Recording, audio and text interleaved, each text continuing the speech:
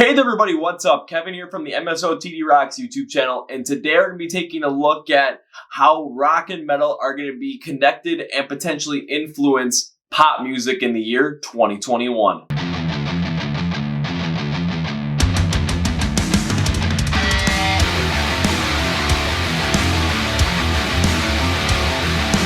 Before we get started though, please follow MSOTD Rocks on places like Facebook, Twitter, and Instagram. There you will get the 30-second Song of the Day feature, which is a new song every single day from an emerging band in the scene today, or one of the heavy hitters in the scene, to expand your musical horizon, expand your library, and get to know even more music and appreciate it. We also post anytime anything comes out or releases on those platforms, and we ask you a lot of questions, connect with you guys on those platforms as well, so it's always great to get to know us there.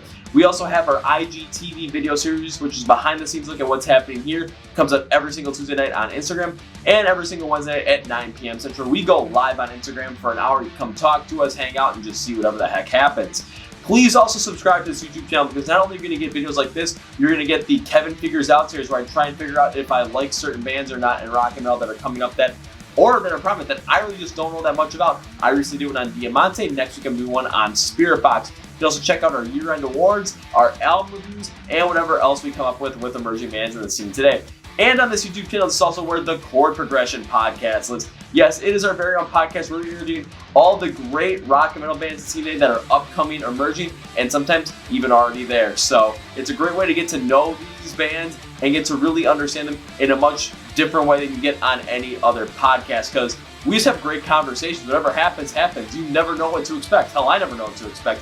You can find all those podcasts. You can watch the videos here on YouTube, or you can listen on Spotify Podcasts, Google Play, or iHeart Radio. Links in the description below for everything. So like, share, subscribe, tell your friends. Now let's go.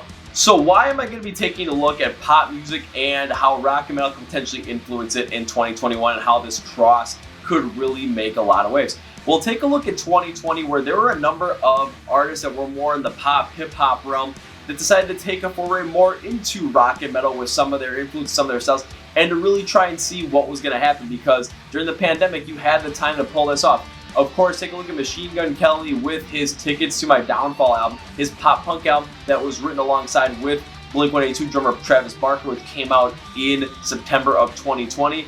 And this is no surprise to us all, because this came following his turn as Tommy Lee on the Netflix movie The Dirt back in 2019. Even Yungblud got in on this as well, being featured on a Bring Me the Horizon track called Obey on their Post-Movie Survival Horror EP. Halsey also got in on this as well, being featured on the song Forget Me Too off of MGK's Tickets to My Downfall, with connections to her made sounding like Haley Williams at times. And Miley Cyrus as well, with her cover of Zombie by the Cranberries during the Save Our Stages Fest, and also talking about covering Metallica, doing a full cover album. So there's a lot of stuff going on here that was come out in 2020 or announced in 2020. So what are we taking a look at? First, I'm taking a look at potential reasons on why these artists are going to be doing this kind of stuff. Why are they pop artists and these more hip-hop artists kind of starting to foray more into rock and metal, and what's the purpose behind it? Then I'm going to take a look at the four artists that I just mentioned, look about what they've done so far, what it's done for them, and also take a look a little bit into the future. Then finally, we're going to take a look at the grand scheme of 2021, really look at what we can expect, and kind of look to see how rock and metal are going to influence pop music and how this cross is going to all work. So let's get started. So the first thing we're looking at is, why are these artists that are more in the pop and hip-hop scene starting to turn to some rock and metal stuff going forward? And I believe I really have three reasons that are behind it. And the first reason is honestly personal influence. When you take a look at a lot of the artists that are coming up now, or getting more prominent now, like MGK or Yungblud, using those two specifically, they grew up in a time during the mid to late 2000s, even early 2010s, when pop punk was a big thing, when metalcore was really hitting its stride at that point. So they were listening to a lot of the music that we still listen to today, and we really still love. So there is that connection there. Take a look at MGK, where he's talking about his influences being stuff like Blink-182, Fall Out Boy. I think the best way I've ever heard MGK's style and his influence described is, go back to like 2007, 2008, walk into a Hot Topic, take a look at the t-shirt wall and see every single artist that's on there, and that is his influence. And again, it does make sense. Take a look at Yungblud as well, where he's talking about his influences being stuff like Manson, The Cure, Nirvana, My Chemical Romance. I mean, they are all there.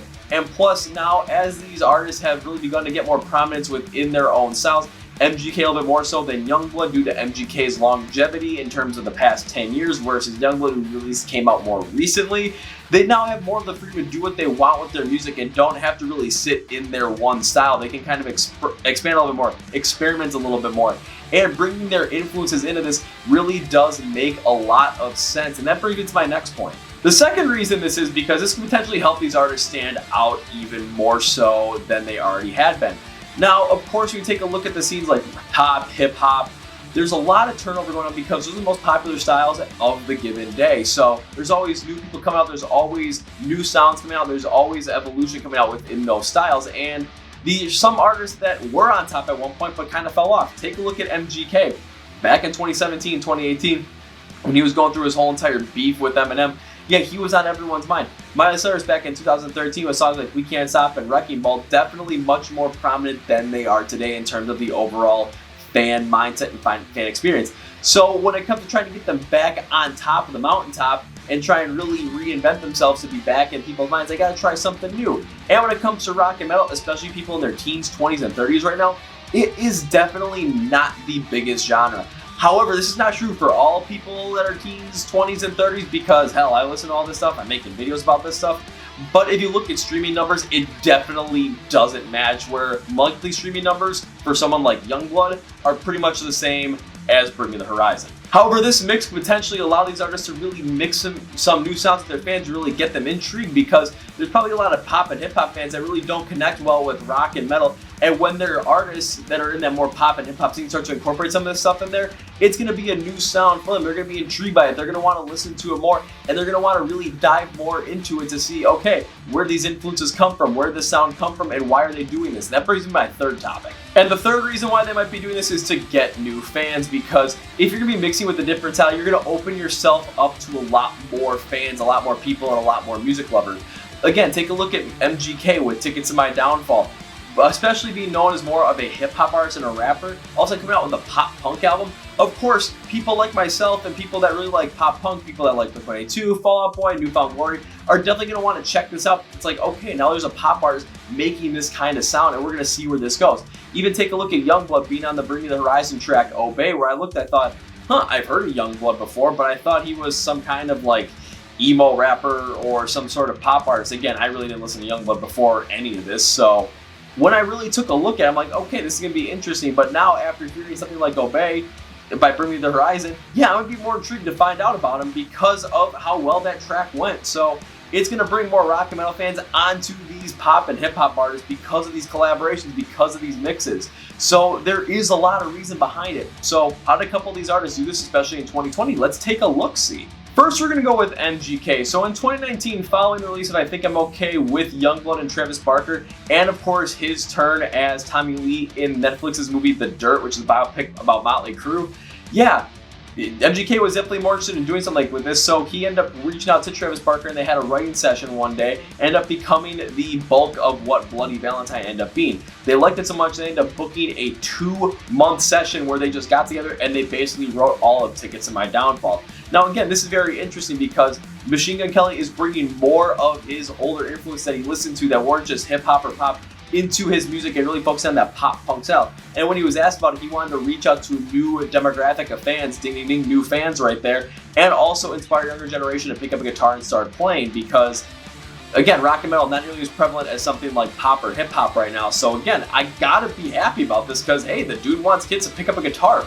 How is that not good? So Tickets to My Downfall, originally slated to be released in early 2020, was released in September of 2020 because of the coronavirus pandemic. But taking a look at reviews for Tickets to My Downfall, a lot more of the pop-oriented stuff, a lot more of the popular publications, rate this around a 7 out of 10 or a 3.5 out of 5. Kerrang rated this as a 4 out of 5, really liking the style of pop-punk and what would really draw everyone back to the glory days of pop-punk. Sputnik Music, they weren't the biggest fans. They gave it a 1.5 out of 10, saying this was a cut-and-paste carbon copy of Blink-182's glory days, and even John from ARTV put it on his worst album of the year list. Now, what did I think about it though? I was a little bit split on it because the musicianship I thought was really well done. The instrumentals are really well done in terms of that pop-punk sense. Yes, it did have a lot of that Blink-182 flavor, but it was co-written by Travis Barker. Honestly, what do you expect? Where I wasn't the biggest fan of this album though was MGK's vocals. Personally, just with him not being able to hit some of those higher notes and really keep it at a lower tone, it just really didn't allow a lot of the vigor that pop punk has, especially from a vocalist standpoint, really stand out. However, I'm not going to bash him for trying this because, again, the musicianship is good. It's going to bring more kids into that style. So I thought, you know what, this was actually a really good turn. While I might not like it a lot, I might actually be okay with this and actually be like, okay, let's see what else you got. I like the turn on it, so let's see what else we can come up with. So how did pop fans really take to this? Well, taking a look at its sales numbers, it ended up reaching #1 on the charts for the Billboard Top 200 and sold about the equivalent of 126,000 copies in its first week. Now, this is the first rock album to do this, to top the Billboard Top 200, since Fear Inoculum did it over a year beforehand. So, hey, we're getting this. And even his Diablo, which came out prior to this, got even a third of that. It only got a third of that. So I'm like, okay, they definitely really took to this. And you can see it in the numbers. You can see in the streaming numbers. MGK's streaming numbers have increased. I don't have those numbers, unfortunately, but I know they did. And even taking a look at the public zeitgeist, yeah, there's definitely some things going on here. And the Bloody Valentine video was perfect for this, with featuring Megan Fox. And of course, then the relationship that spawned between Megan Fox and MGK following this. It kept it in the popular mindset. It kept it in the news. So all of a sudden, MGK's music was going out to everybody because everyone was interested to see what this Bloody Valentine video was about. How did this all start, and what does this sound like? It was a good turn for MGK and a good way for him to go into 2020. Now taking a look at Yungblud, where his latest album, Weird, came out in December of 2020, and at the making of this video, he has over 8 million monthly Spotify listeners, so that's pretty good for him, not gonna lie. However, when it comes to rock and metal, most people that really are into rock and metal, including myself, really didn't know much about Yungblud, really didn't get into much of his music, especially if, you know, you think about him the way that I thought about him, where I was talking about him as either this emo rapper or as this guy who was just gonna have music that was gonna be featured in a lot of TikTok videos. So for me, this is definitely something I was gonna pass on without even really taking a look at it. Something my 14-year-old cousin would really like, but me, probably not so much. That kind of changed when Bring Me the Horizon's Obey dropped, and let me tell you why. So with the third single called Obey off of Post Survival Horror by Bring Me the Horizon, Yungblud was featured on that track, and Yungblud did speak about it, saying that he always felt connected to Bring Me the Horizon, growing up in the same kind of area of England that Bring Me the Horizon came from, listening to Suicide Season all the time, and really having that anger-driven sound into him for his influence. So I thought after watching that video, I'm like, okay, this definitely would be something that's a little bit more prevalent, a little bit more interesting, and to see how Yungblud really plays off into this. Plus, there are ideals of what was going on in the world and how Obey was going to talk about an oppressive government, how both Ali and Yungblud saw this. It really did work out well in terms of the overall style. However, it was going to be the sound that really kind of brought this to the forefront. And after I listened to the sound, yeah, I was hooked pretty much on Obey, because taking a listen to it, they really focus in on more of this heavy electronic, but also, again, heavy rock and somewhat metalcore sound that Bring Me the Horizon can really bring out. And on the verse that Ali went with, you had a lot more of that instrumental style from Bring Me the Horizon, less produced, less electronic. Well, again, the electronics were still a little bit there, but it was heavy, it was hard, and it really brought forward with a lot what Ali was doing. However, when you got to Youngblood's part, at first I'm like, oh boy, I kind of curious to see how this is going to go. Once I heard it though, it was the perfect way to go about it, because they kept the heaviness, they kept the pace, they kept the flow that the original verse had. And Youngblood's style and vocal really matched up well with Ali's. The biggest difference was they used more of an electronic bass in the instrumentals during Youngblood's vocals than Ali's vocals. And that worked out perfectly, because then you married both styles together. This went really well together, and I was going to include some of my top 10 list for songs of the year. Yeah, but then Kingslayer kind of knocked that one out of there. Obey's a good track, don't get me wrong. Kingslayer is the best one off of Post-Human Survival Horror. But what did this collab do for Yungblud? Well, taking a look again at the Bring Me the Horizon monthly listener count on Spotify and Youngblood's, they're relatively the same. So again, when you're seeing that difference at same size, you're really going to be marrying a bunch of different fans there, because and for someone like myself who knew Bring Me the Horizon, liked some of their music, didn't really like Amo though, but then Post-Human Survival Horror, absolutely loved it. Then you go into Yungblud, I'm like, you know, I really don't know anything about Yungblud, but I'd be more intrigued to listen to him now and check out what Weird was like following listening to his turn on Obey. So when it comes to, again, gaining more attention and getting new fans by just being a feature on this, oh my god, was this a good turn. Now I'm going to go on to Halsey with this one, and when it came to rock and metal, every time I saw Halsey featured on a track by a rock or metal artist, I wanted to pass it up immediately, and the reason was because every single time I heard it, it was usually the worst track on that album in my opinion. Reason behind that was because every time I listened to one of these tracks that Halsey was featured on, the song had more of this pop-centric style that really focused in more on Halsey's strength as a pop artist and a pop vocalist than what the actual band was going to do. So it was an experimental take, but it really let go of that bass that a lot of these rock and metal bands had when Halsey was featured on their tracks. So when Halsey was featured on Forget Me Too by MGK on Tickets to My Downfall, I thought, okay, are we gonna get this like pop-centric style now that's mixed with a little bit of pop punk in there, just kind of expecting what I normally expect? Yeah, that didn't happen. Taking a look at Forget Me Too, of course you're gonna get this faster paced, heavier pop punk kind of track, and MGK's vocals again are gonna be that heavier, gruffier style with a little bit of lower tone that aren't gonna hit those higher notes. And I thought, okay, now we're getting into something that's gonna be really based in that style. How is Halsey's voice gonna attack this? Then in the second verse, Halsey comes in, and this is really what made the song, in my opinion, was Halsey's feature on this, because her vocals were powerful, they were fast-paced, and they really matched up great with the pop-punk sound. They remind me a lot of like Hayley Williams or Avril Lavigne in this kind of setting, so it really worked out well in my opinion. Then you got to the chorus, and imagine the exact same style of chorus in the second chorus that MGK did in the first style, but just on her alone. My God, did that work out. This felt like it was a great pop punk track. It felt like she absolutely fit on this track. And then her and MGK duetting in a certain kind of like overlayering style in the final chorus really showed the contrast that her powerful, higher pitched vocals can really do to make someone like MGK's lower, gruffier, can't hit those high notes vocals really stand out in contrast. So this song was absolutely incredible, the way it was written, and it ended up coming in at number 7 on my Songs of the Year list for 2020. So now, could we expect Halsey to do something more in a pop-punk kind of style? And honestly, we easily could. According to Kerrang, she does want to do something like this, but it has to come naturally. According to her, I do really want to make one, but it needs to come naturally. I've never sat down before and been like, okay, I want to make this type of album. The album kind of makes itself. When the time comes, it'll happen on its own. I definitely need to do it eventually though, because I'm starting to age out of being angsty and punk. And with influences like the Wonder Years and the story so far, this could definitely happen. I do really applaud her take on this though, for wanting it to come naturally and want it to be something that isn't forced, because if it's forced, we'll be able to tell and we'll know. If it comes naturally, like something like Forget Me Too was, yeah, then I'm all for it. Now, if Halsey comes out with an album that's like a pop punk album, will I listen to it? Absolutely. When it comes to her being featured on rock and metal artist tracks, am I going to still have some of that preconceived notion I had before Forget Me Too that is just going to be something I'm going to be like, ugh, pass? Yeah, probably. Am I going to be more open to listening to her on those tracks though, especially if Forget Me Too? Of course. Now we're going to go into Miley Cyrus, where we all know about Miley Cyrus with her two peaks. One is Hannah Montana, and then back in 2013 with songs like We Can't Stop, Wrecking Ball, and of course the 2013 MTV Video Music Awards.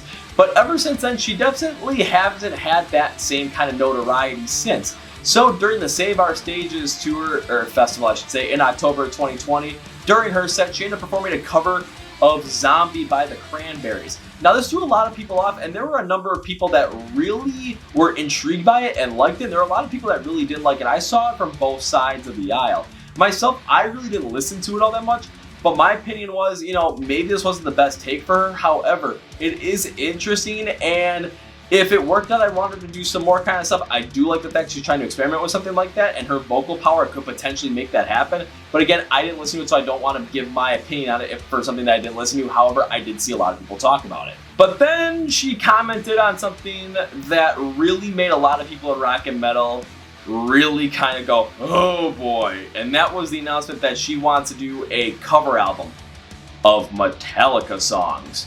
Now this is interesting because taking a look at Miley Cyrus online, she has about 120 million followers on Instagram and almost 46 million followers on Twitter. And most of these are going to be definitely people that know her from Hannah Montana, know her from her turn in 2013, or just really like that pop kind of style music. So all of a sudden when they're going to hear that Miley Cyrus is going to cover Metallica songs, okay, now there's going to be some red flags especially coming up for us in rock and roll, like this probably isn't going to work. Because again, you got a heavy male vocal presence with James Hetfield. Can Miley Cyrus pull that off? Again, that remains to be seen. We're gonna have to keep an open mind with that. But for these pop fans, what they're gonna be doing is they're gonna be intrigued by this. They're gonna be checking out Metallica music so that when this comes out, They know what these songs sound like, so they can understand where Miley Cyrus is coming from and how she's going to make this. So of course, people are going to get more interested into something like Metallica. Now, will everyone branch off after that? Probably not. However, there will be a good amount of people that will take a look at Metallica and be like, hey, I want to check out more. So they're going to go into stuff like Slayer or Anthrax or Megadeth, or go into something a little bit more like 3 Days Grace or Skillet or Papa Roach kind of, or even new metal like Slipknot, Chord, some Disturbed stuff, and just branch out from there. It could easily happen. It's an intriguing thing, but it all depends on being remained to be seen. However, again, getting more pop fans into rock and metal and just exposing them to it, that's not a bad thing. So going into 2021, what can we really expect in terms of pop music and its influence with rock and metal, not only on rock and metal, but also rock and metal influencing pop music? And here's a couple of things I think is going to happen. When it comes to the bands that we all really listen to, especially in the metalcore, hard rock, heavy metal, punk rock, deathcore scene, whatever it might be, personally, we're not going to see really any change, and that's because of a number of things. One, we're slow movers, and two, when it comes to rock and metal, the fandom that they have is very loyal to what they listen to, and it's very loyal to what they like. So we're really not going to see anything change in terms of bands that are really stuck in their ways. However, there's going to be bands that experiment, like Bring Me the Horizon, like A Day to Remember. Of course, they're going to experiment with some of these kind of styles, so we're going to get a taste of. However, it's going to be slower than what you'd expect in terms of an overarching kind of sound. However, when it comes to pop music, could they bring in more of rock and metal influences into 2021?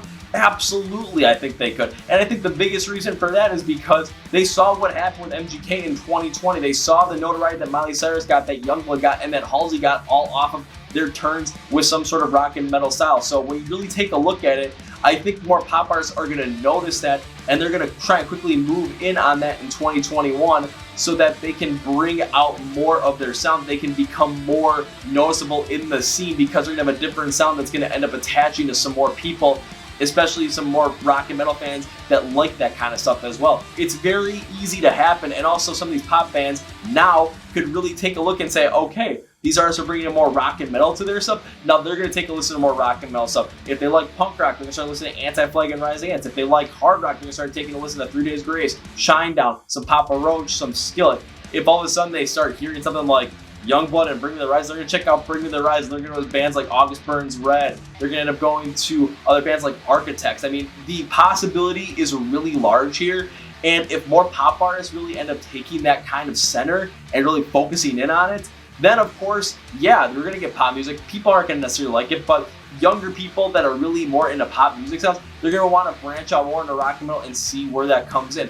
And that is where the big key comes in, because the musicians of tomorrow, the musicians that are going to be starting up, they're going to be hearing more of this rock and metal stuff in pop music that their friends are listening to, their parents might not be listening to, but you never know, their friends, the people that they really look up to are listening to, and they're going to hear it, and they're going to be more inspired to do it. So instead of trying to really make something that's overproduced, they might do what Dave Grohl wants to do, is get in a garage and just suck for a while and really make something that's great music off of that.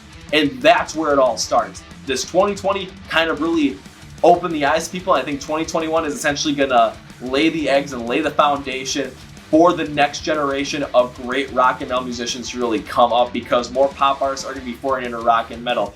And at that point, that is when rock and metal, because it was like going up in the 70s and 80s where it hit its peak, and then all of a sudden 90s, 2000s, 2010s. I think we might still see a decline in it, but all of a sudden it's going to go right back up again. We could see the next great wave of rock and metal music being prominent in the music scene today as the most popular genre.